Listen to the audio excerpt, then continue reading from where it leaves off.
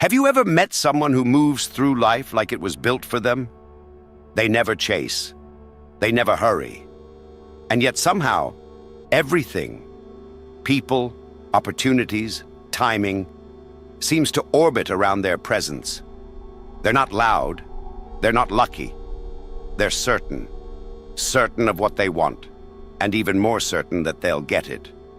While others waste their energy explaining, apologizing, and hesitating, they simply act. And that is why the world yields to them. Because power doesn't belong to the strongest. It belongs to the one who is unmoved. The one who can stand still while everyone else scrambles for approval. To be unstoppable, you must first understand this. The universe does not reward goodness. It rewards decisiveness. It bends for the one who has no doubt. It obeys the one who does not flinch. Most people will spend their lives asking, is it possible? The unstoppable simply ask, how do I take it? This is not a lesson in motivation. It's a manual for domination.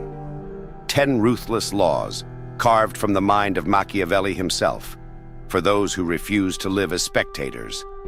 Because in this world, you either command or you are commanded. And once you understand that truth, you stop waiting for permission to win. Clarity is not a virtue. It's a weapon.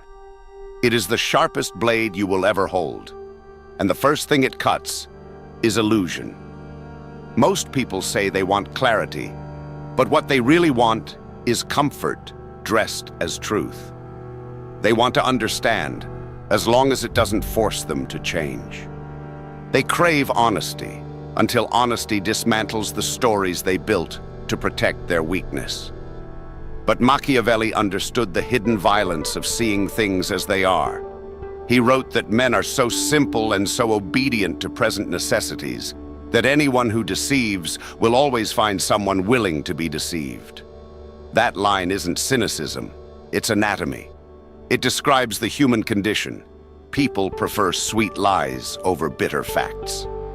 The few who reject that comfort, the ones who choose to see, become something else entirely. They become dangerous.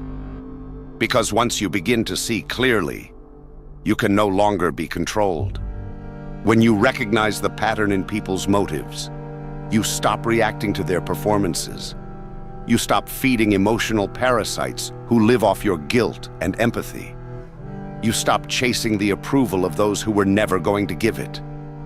Clarity ends the trance that keeps ordinary people obedient.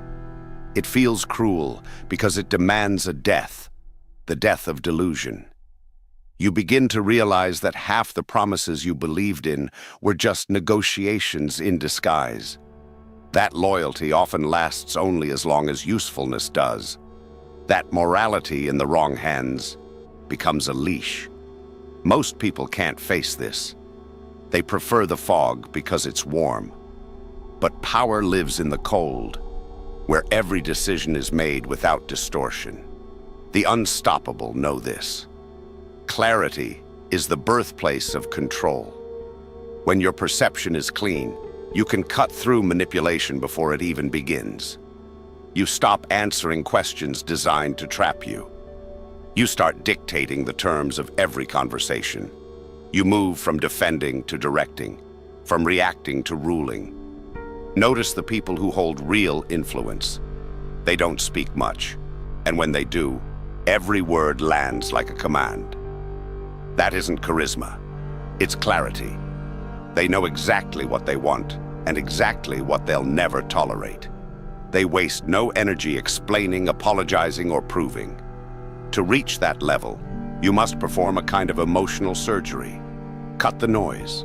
Cut the opinions of those who haven't built anything. Cut the endless analysis that disguises fear as reflection. Clarity is not about seeing everything. It's about focusing on what matters. A blade doesn't need to touch the whole body. It needs to strike the artery. The same is true with your attention.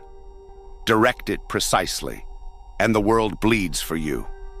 And yes, people will call you cold. They will say you've changed, that you've become distant, calculating. What they mean is that you've stopped letting them feed off your uncertainty. You've stopped being predictable, and the predictable are always prey. Do not apologize for your clarity. You are not cruel. You are awake. Let others drown in their endless empathy and confusion. You, on the other hand, will walk through chaos like it's a map only you can read. Because once you see the truth, truly see it, there is no going back. There is only forward, colder, sharper, freer. That is the first law of becoming unstoppable. Clarity is cruelty, and cruelty, in the hands of the wise, is nothing more than precision. Power that depends on permission can be taken. Power that depends on position can be replaced. But power that is personal, power that comes from who you have become, cannot be destroyed. This is the kind of power Machiavelli respected most. Not crowns, not titles, not armies, but presence. The aura of someone who needs nothing, yet commands everything. You've seen people like that. They walk into a room, and the atmosphere changes, not because they demand attention, but because they radiate ownership of themselves, of the moment, of reality itself. That is personal power, the kind that cannot be borrowed, copied, or faked. To build it, you must begin with one brutal act, the act of self-definition. Most people are mirrors. They reflect opinions, trends, and moods. They shift to fit the environment, hoping to be accepted by it. But in doing so, they lose themselves, and the world treats them accordingly. Because the world has no respect for those who don't know who they are. The powerful, on the other hand, define their identity like a fortress. They decide who they are, and then become it completely. Their values, tone, and decisions all align like weapons forged for one purpose. There's no confusion, no contradiction, no performance. Only clarity of being. And clarity, when embodied, becomes command. This is why you must stop trying to convince people of your worth. Stop arguing for your value. Stop seeking validation from those beneath your purpose. Make your existence a statement that needs no explanation. When your sense of self is absolute, every insult becomes irrelevant. Every rejection becomes redirection. Every failure becomes information, not identity. That is how you make power personal. You remove the middlemen between you and your confidence. You stop needing reputation to feel strong. You stop needing attention to feel real. You stop needing company to feel complete. Once you reach that point, you become unpredictable, because no one can threaten you. They can't take what you don't depend on. They can't shame you for choices you've already accepted. They can't lure you with approval you no longer crave. That's why Machiavelli admired rulers who built power from their own mind, not their bloodline. He called it virtù, the individual's capacity to shape destiny through will and intelligence. It is the difference between an emperor born in gold and one who forged his crown from nothing. The first has power on loan. The second is power. Making power personal means every victory and every wound belongs to you. You stop outsourcing responsibility. You stop blaming, justifying, or complaining. You take control not because it's easy, but because it's the only way to own your life fully. And yes, it isolates you. True individuality always does. Because when you stop depending on systems, approval, or institutions to validate you, you step into a kind of freedom that terrifies others. They will call you selfish, arrogant, cold. But what they're really feeling is fear.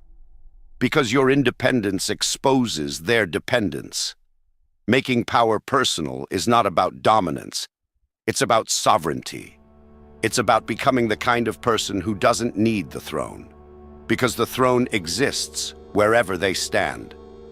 That is the level beyond ambition, where you no longer chase power, because you embody it.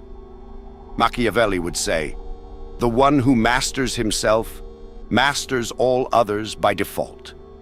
So stop trying to control the world.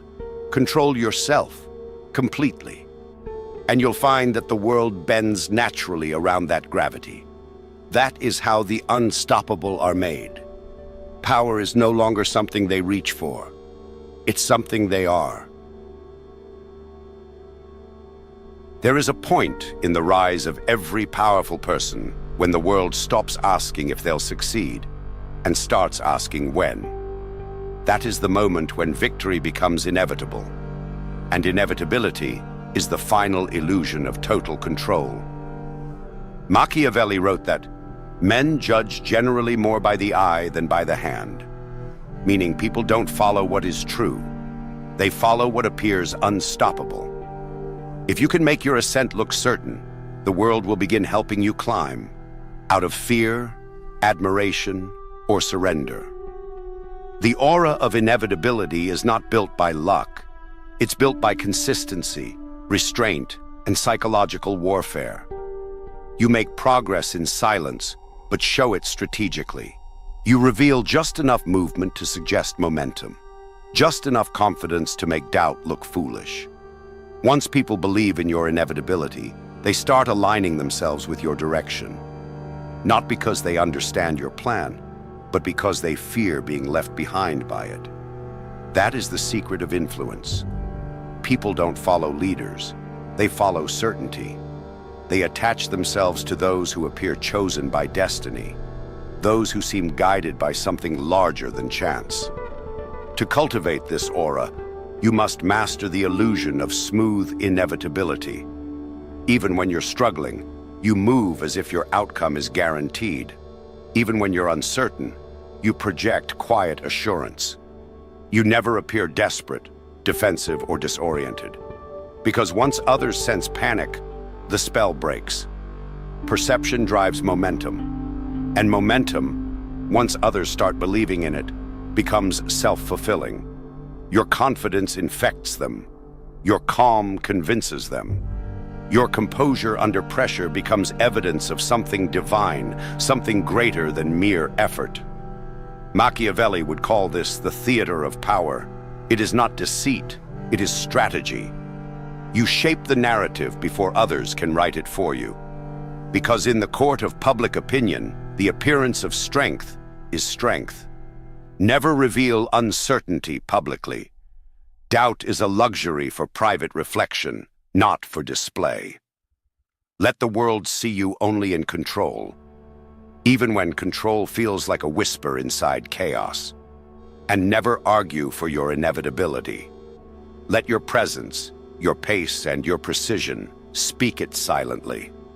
The more you insist, the less they believe. The more you act like destiny, the more they accept it as truth.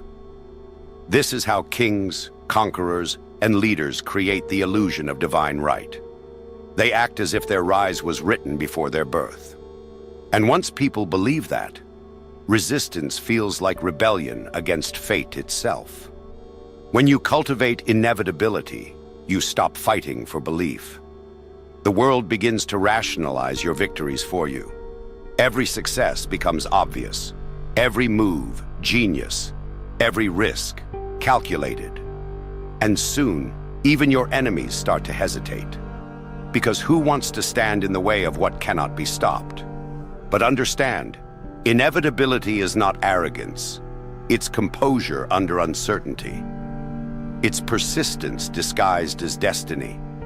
You earn it through relentless focus, through showing up when others quit, through patience when others panic. You don't need to convince the world that you'll win. You just need to make it impossible to imagine you won't. That's when reality starts to bend towards you. When doors open before you knock. When people begin rearranging themselves to accommodate your rise. At that point, power stops being a chase.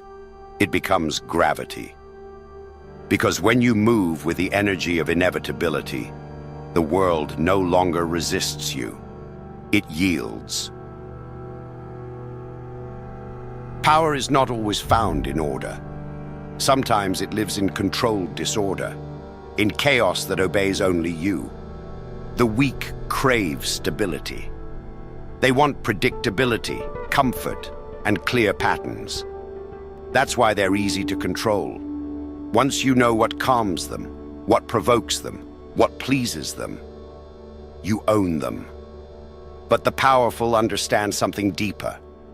Predictability is a prison. If people can read your next move, they can plan against you. If they always know how you'll react, they can manipulate you. Control, then, is not about being rigid. It's about being unreadable.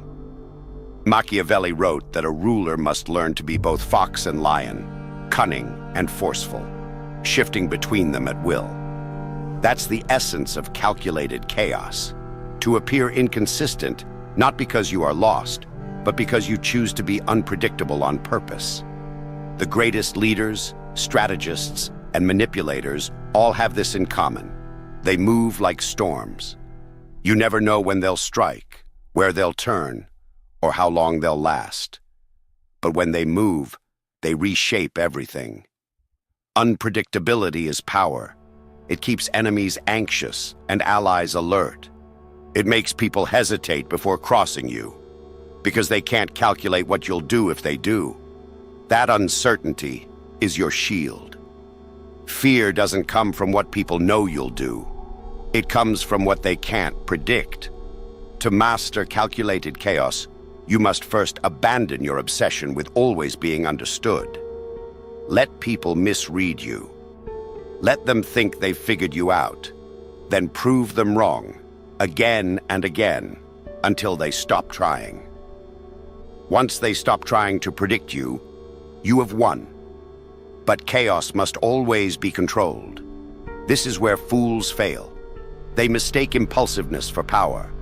They confuse recklessness with dominance. True chaos is never emotional. It's engineered. Every move that looks spontaneous is secretly deliberate. Every surprise is the result of preparation hidden in silence. Think of it like a storm guided by a mind. It appears wild, but every strike is precise. You create confusion not because you've lost control, but because you want others to lose theirs. This is psychological warfare. You make people dance to a rhythm they can't follow. You train them to expect nothing. And in that uncertainty, they become reactive, emotional, sloppy. While they unravel, you remain still. The calm center within chaos. Even in negotiation, unpredictability gives you leverage. If they know you're desperate, they'll exploit you. If they think you might walk away, they'll chase you.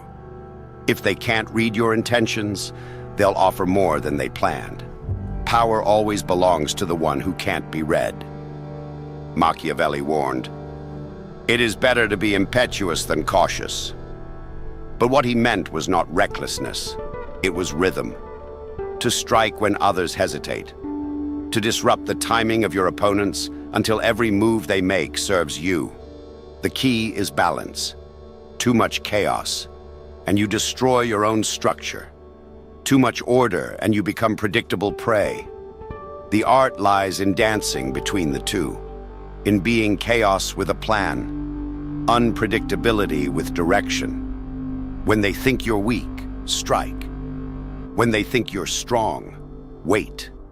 When they think they know you, change.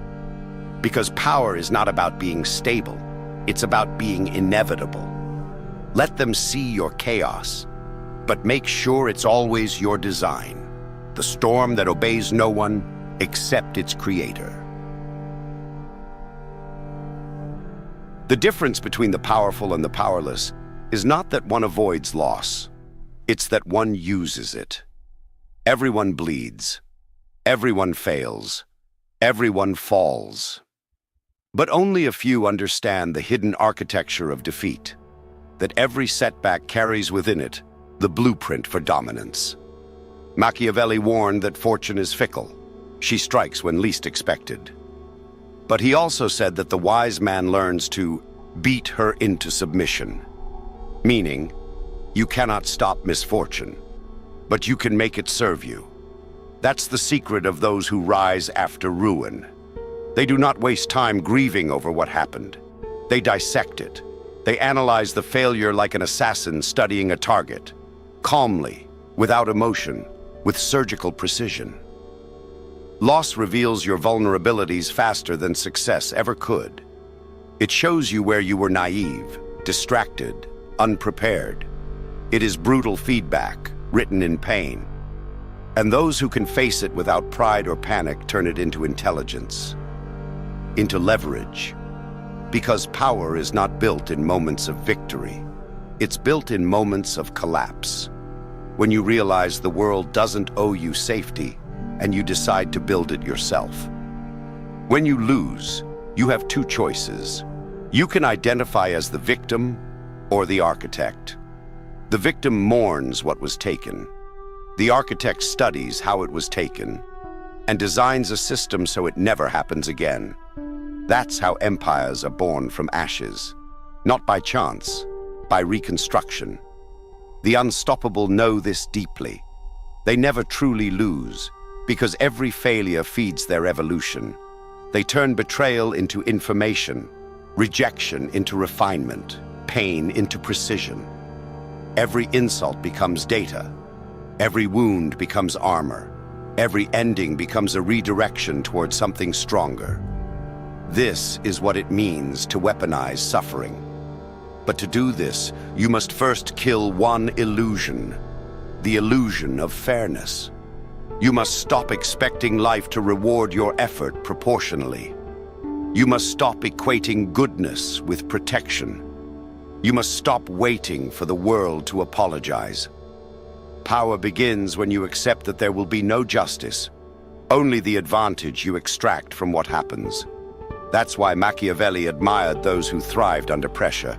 He called it virtù, not virtue in the moral sense, but excellence under chaos.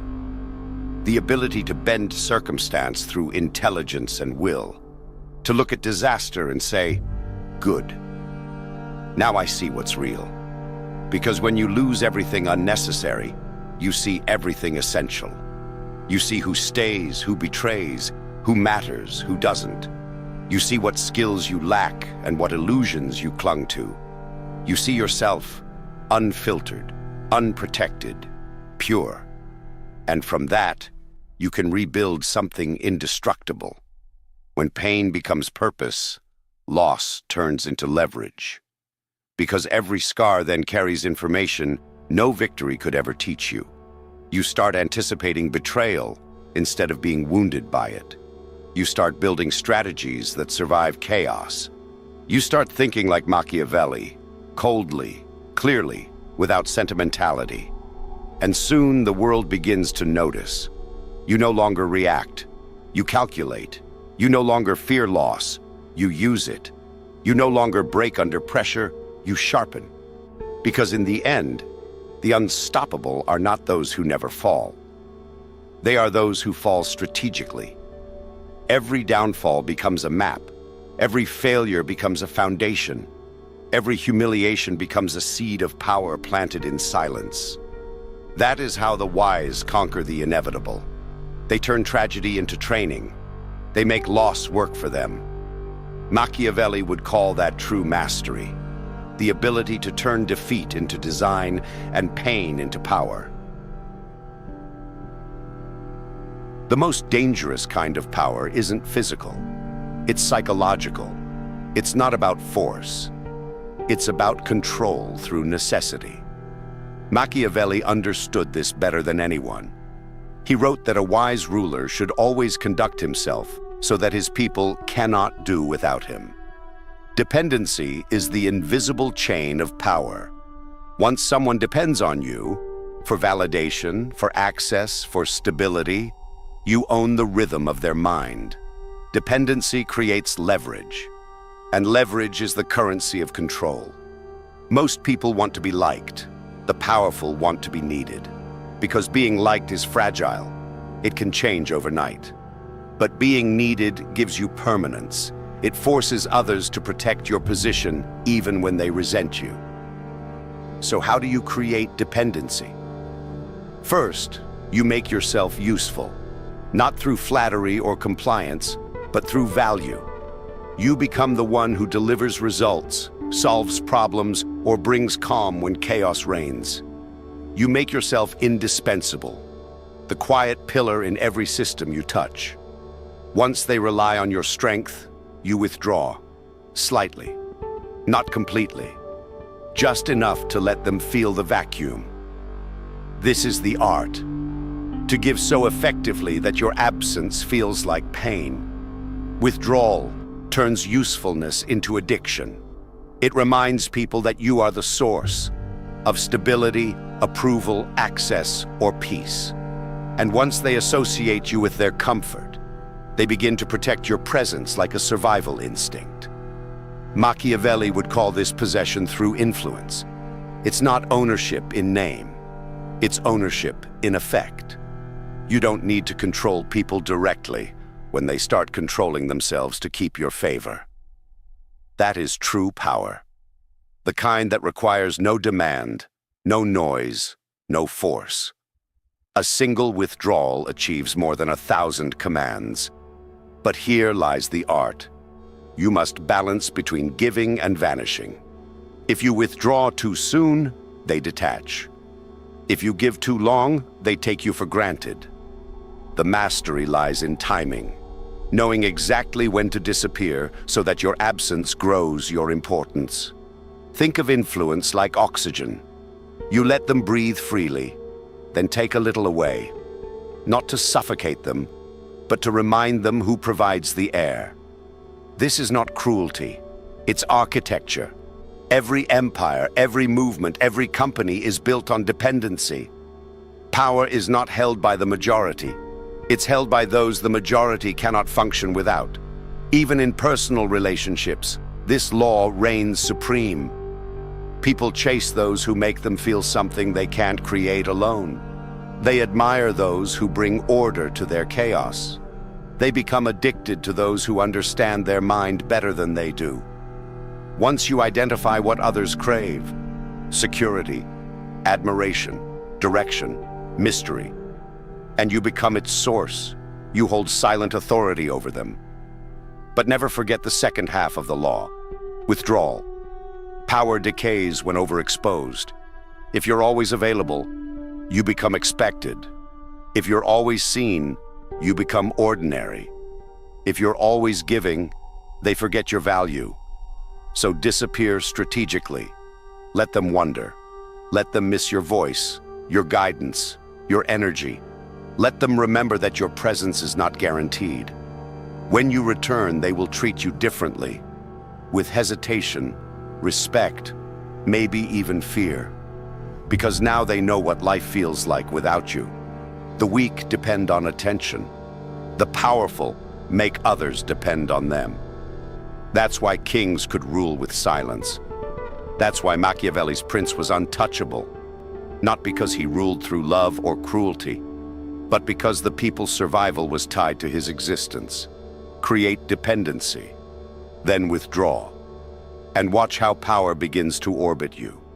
Not because you demand it, but because the world can no longer move without you.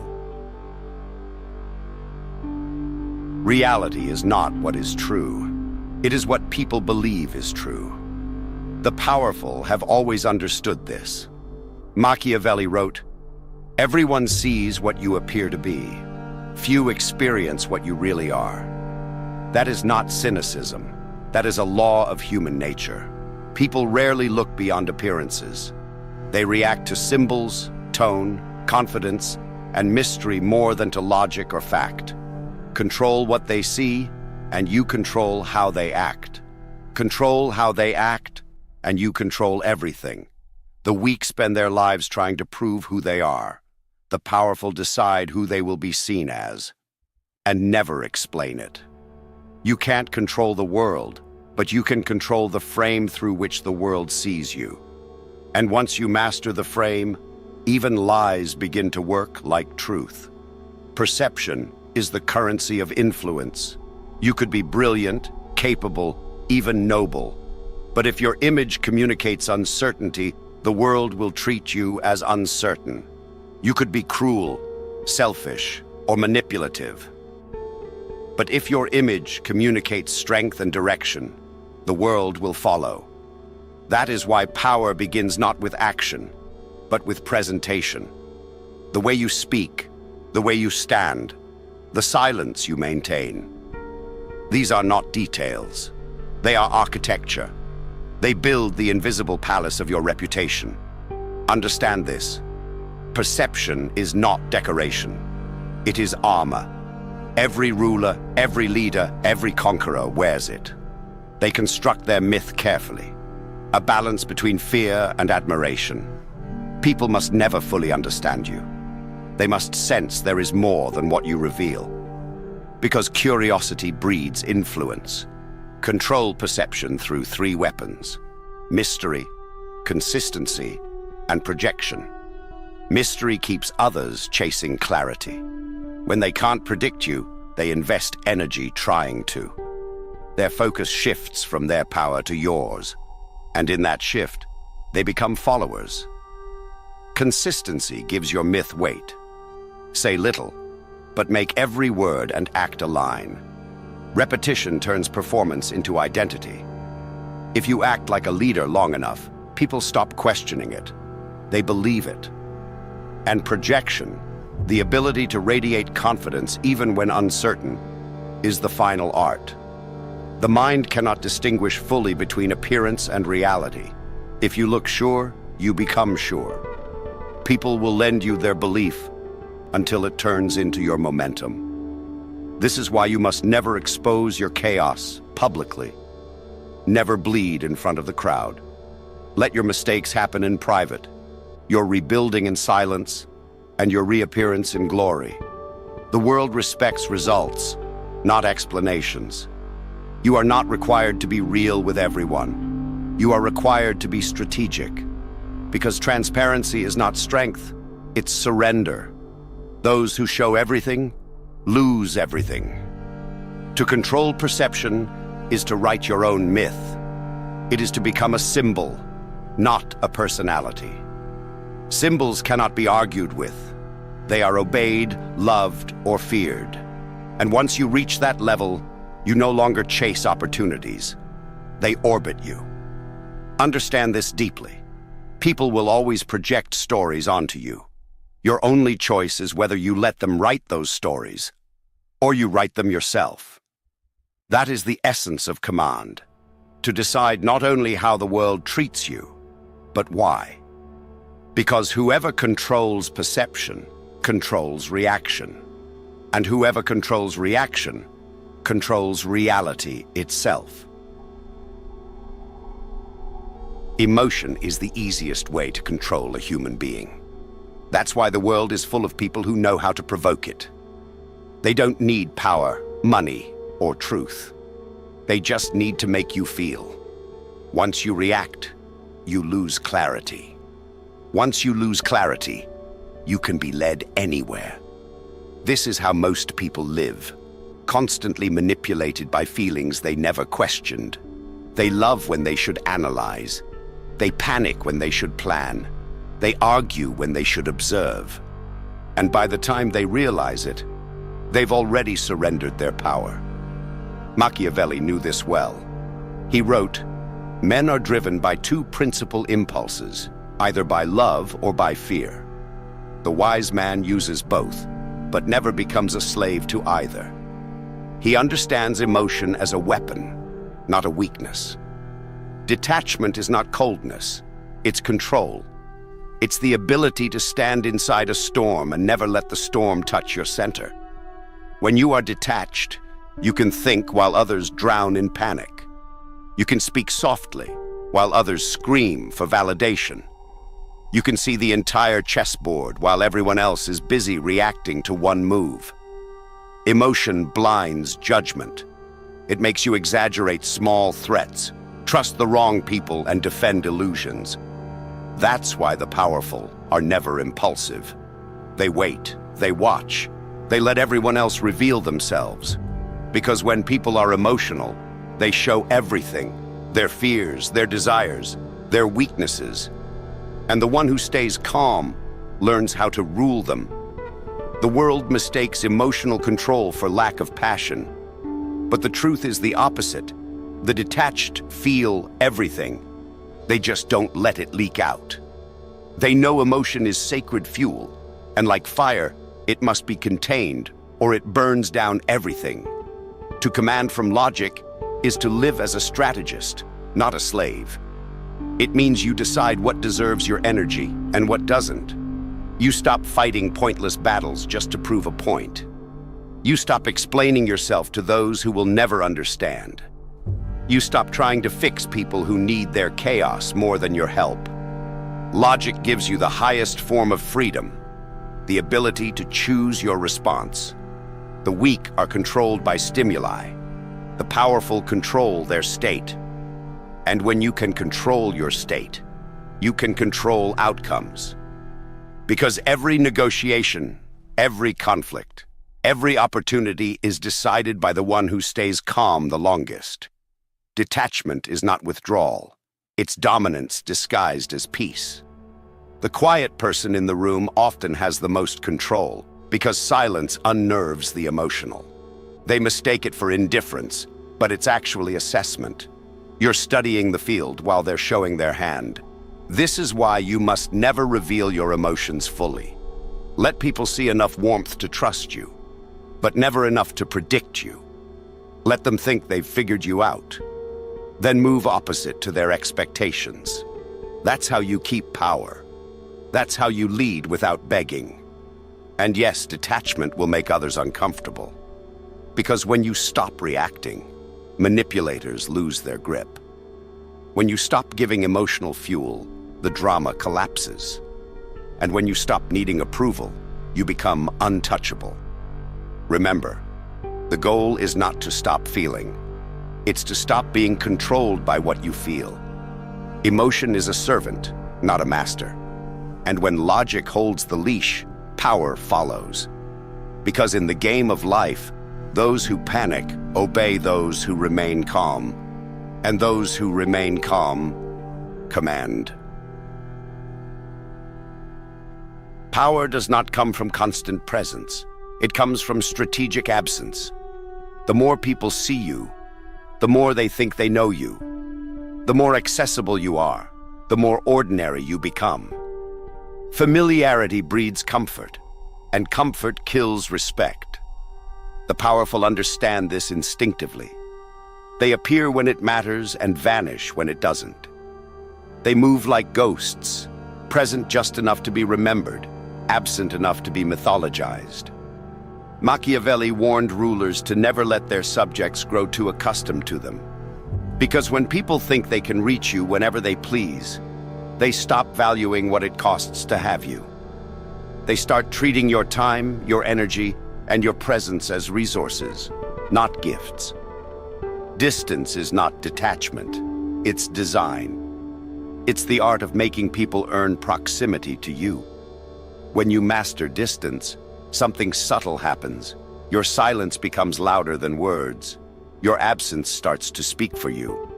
People begin to imagine you, to fill in your mystery with fascination and fear. And imagination is far more powerful than reality. Because here's the paradox. The less you explain yourself, the more people obsess over understanding you. The less you appear, the more they wonder where you've gone. And in that wondering, you dominate their thoughts. This is psychological gravity, the force of scarcity. What is rare becomes valuable. What is always available becomes invisible. That's why you must stop trying to be everywhere. Stop being constantly reachable, constantly seen, constantly reacting. Withdraw strategically. Let your energy create anticipation. Let your presence feel like an event, not a routine. When you disappear for a while, the world resets around your absence. The noise quiets. Your name becomes heavier. your return unpredictable. And when you reappear, stronger, sharper, quieter, it feels like a storm has entered the room. Distance also protects your clarity. When you step away, you see the game from above. You recognize who is genuine and who only thrives when you're available to use. You discover which relationships are rooted in respect and which depend on your convenience. Withdrawal reveals truth. The ones who panic when you disappear were never connected to you. They were connected to their control over you. The ones who remain patient, who still respect you in silence, those are your allies. Everyone else was a leash. Machiavelli would call this the politics of presence, knowing when to show your face and when to make absence your authority. Because when people can't access you easily, they start to idealize you. And idealization always precedes obedience. Even in warfare, the greatest generals understand the power of retreat. Stepping back is not surrender. It's the gathering of force. Every conqueror knows you can't strike effectively if you're surrounded by noise. Distance is where you sharpen the blade. So, become less available. Let people wait for your attention. Let them earn your response. And when they finally get it, make it precise, calculated, unforgettable. Because distance doesn't make you cold, it makes you commanding. The ones who need constant attention fade into background noise. The ones who master distance become legends. Remember, scarcity builds reverence. The sun disappears each night. And that's exactly why the world worships its return. So withdraw, observe, let them wonder. And when you choose to reappear, make it impossible to forget. That is how the unstoppable control the rhythm of power. Not through noise, but through strategic silence. The moment you think you've arrived, you begin to rot. Every empire that ever collapsed, every king who lost his throne, every genius who faded into obscurity, all fell for the same illusion, that the climb was over. But the powerful know the climb never ends. Because power is not a possession, it's a pulse. It must be fed, refined, and reinvented, or it dies. Machiavelli warned rulers that fortune destroys those who stand still. He said that when the world changes and a man refuses to adapt, he becomes his own downfall. To survive, you must stay fluid, unpredictable, even to yourself. Evolution is the final weapon of power. It is how you outlast envy, betrayal, time, and even your own legend. The unstoppable never settle into a version of themselves. They outgrow it, again and again, until even their past fears cannot recognize them. The masses cling to identity like armor. They say, "This is who I am," as if that phrase will protect them. But what they call identity is often just habit, a prison built from yesterday's choices. The powerful destroy that prison regularly. They break their own patterns before the world can. They reinvent their appearance, their methods, their mindset. Not because they are lost, but because they refuse to be found. To evolve is to remain untouchable. Once people think they understand you, they begin to predict you. And once they can predict you, they can control you. Change kills that control. This is why evolution feels like betrayal to those who stay behind. When you grow, you stop fitting into the illusions that others built around you. They'll call you arrogant, distant, ungrateful, because your transformation threatens their stability. But the unstoppable don't owe anyone the version of themselves that feels safe to others. They understand that progress demands isolation, criticism, and reinvention, and they accept that with quiet precision. Machiavelli would call this self-preservation through transformation, the art of shedding the skin before it hardens. It is not about chasing trends or pretending to be new. It's about adjusting your form while keeping your core intact. Like a serpent, cold and calm, always shedding what no longer serves. Evolution is not chaos. It's strategy disguised as rebirth. It allows you to remain many steps ahead of those who cling to yesterday's rules. While they try to master what you used to be, you're already becoming something else. This is the final law of the unstoppable. Never arrive. Keep moving, keep learning, keep mutating your edge. The moment they think they've understood you, change again. Because permanence is death and transformation is power. Let them chase your shadow while you rewrite yourself in silence. Let them argue about who you are while you build who you'll become next. Let them fear your evolution, because fear is respect in disguise. And one day they'll realize the truth. You were never one person. You were an entire evolution disguised as a single name. That is what it means to be unstoppable, to conquer not once, but forever.